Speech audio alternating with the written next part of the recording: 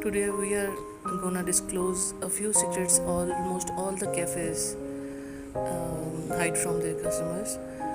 Basically, we are going to marinate the chicken chunks and the chicken fillets they use in almost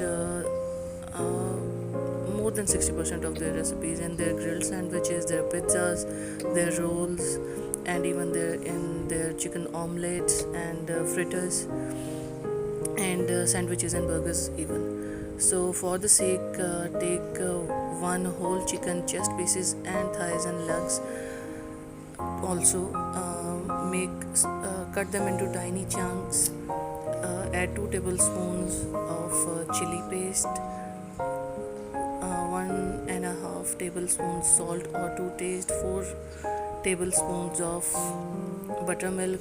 Keep in mind to use buttermilk, not yogurt.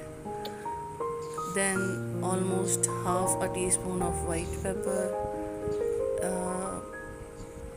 Then smoked paprika. It is sweet smoked paprika. It would add grilled smokiness to the flavors of the chunks. Then add half a teaspoon of ground black pepper and 3/4 teaspoon or up to 1 teaspoon of thyme leaves. These are dried thyme leaves, easily available in the markets now.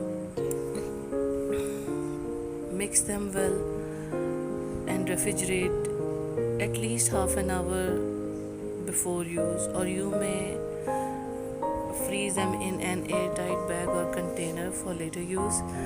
And the same amount and the same spices for the same weight of boneless thigh fillets and chest piece fillets. Keep the chest piece fillets a half inch thick. For the sake, simply grease your pan. You don't need more butter or oil to cook them. Simply add about a teaspoon or 1.5 teaspoon of butter or cooking oil, any light cooking oil, into your pan. Add your marinated chicken chunks in them. Keep the flame high because we don't want the chicken to leave moisture and then to make that moisture evaporate. Saute chicken in the pan in its own natural moisture and the buttermilk only. Once it changes its color and the moisture is absorbed, dish it out. And in the same pan, what I do normally in my routine life is, whenever I fry the chicken chunks or grill the chicken, I fry an egg or saute a few vegetables I use in my sandwiches or in my salad, so that I do not waste the flavors of chicken and the spices. I have added 1 tablespoon of butter in my grilling pan. At first, keep the flame high to make the pan really hot, because we want those sexy grilling lines on our chicken fillets. Place your chicken fillets in your grilling pan for a minute on high flame on a really hot pan. Then turn the flame on medium and keep it cooking. Do not turn it around time and again. Keep an eye on your chicken fillets. You can guess from the corners of the chicken or from the sides of the chicken fillets that one side is cooked. When a side is cooked, then turn it around and you can easily get those bright dark brown tempting lines on your chicken fillets.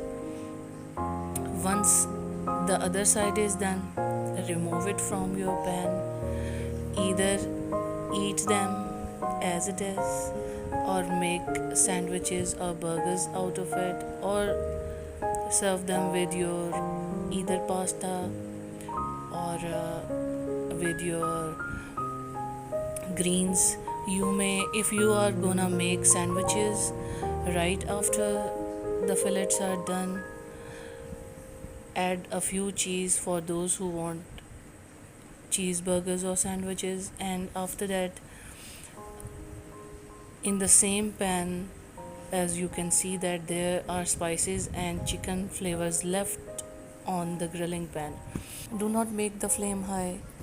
At first it looks like that the grilling pan would burn more, but it won't. Basically, when you will grill your vegetables on the same pan, the onions and the tomatoes would leave some moisture, and the remnant marinade stick to the pan will be automatically melt and will be absorbed in the vegetables placed on the grilling pan, and they will become as tasty as the fillets and chunks are. So here is the final look of the chicken chunks and the chicken fillets. You may store them either uncooked and marinated or sauteed